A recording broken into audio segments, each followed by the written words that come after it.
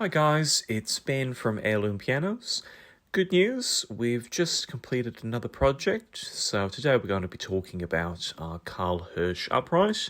It's a waiting collection for a happy customer. As you can see, this is what we call an overdamper mechanism. So the dampers are located above the hammers, and that's a style that was consistent in the early 20th, late 19th century with a lot of English and German uprights manufactured. So this was a full restoration, nuts and bolts, so we're going to give you a full rundown of what we've done and then a little song at the end. So looking at the belly, the piano had a number of cracks in the soundboard. So if we have a little look closer, you can see that those have been filled. The way that we do that is by routering out the cracks and then custom making a couple of shims that are then inserted, glued, and then obviously refinished as well. So they stop any potential buzzers, and if they're done right aesthetically, it's very hard to tell that any work's been done. So as you can see, they're nicely matching with the original grain. We've also done a bass bridge repair. So the original bridge had a number of cracks and obviously a lot of wear to it. So we've epoxy consolidated that and also repinned that with a new set of bridge pins. New bass strings, and as you can see, new pins, everything has been refinished and polished there. We've also rescaled from the tenor to the bass to give a much smoother transition. Interestingly enough, with this model, as you can see, all of the strings have single eyes. So instead of having a model loop design, everything is a single string. The theory behind this is you have a much cleaner sound. So we come to the action now, and this entailed a lot of repair and restoration. Interestingly enough, as you can see, the action mechanism and the keyboard are connected. As we have a quick look here, it becomes fairly obvious that the only original component left is the weapon, and that's just because we couldn't source anything due to the fact that that's a very unique design. Looking at the hammer assembly, that's a brand new hammer assembly by Brooks. We have a slightly different assembly in terms of the flange positioning, so that's actually from the back. And the hammer assembly is Tekiwa butts and shanks on Arbor Viscount hammers.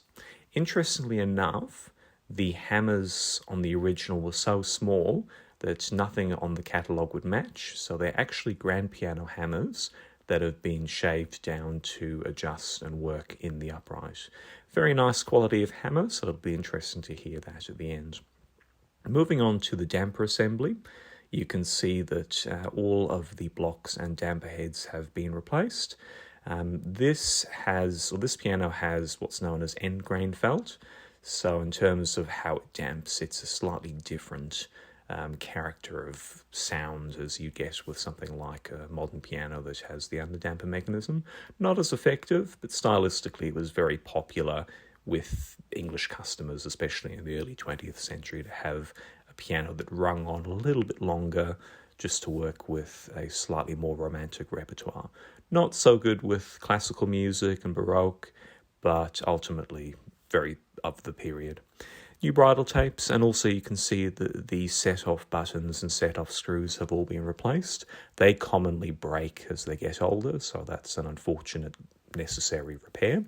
And also we've adjusted the original capstans, which were a wooden dowel system, with brand new WNG capstans, so that looks nice and shiny, and it also makes adjusting lost motion much easier. New key bushings, so the original were leather, and we've also done a little bit of work to the ivories. In this sort of repair, we also replace the keyboard felts, and now we'll have a quick listen and see what it sounds like.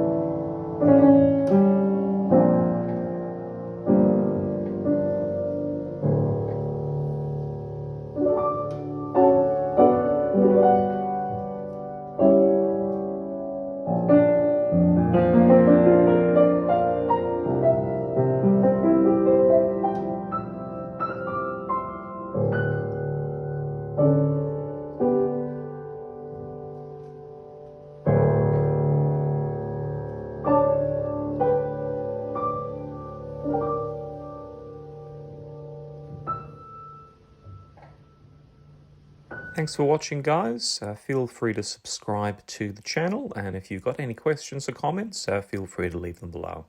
See you next time.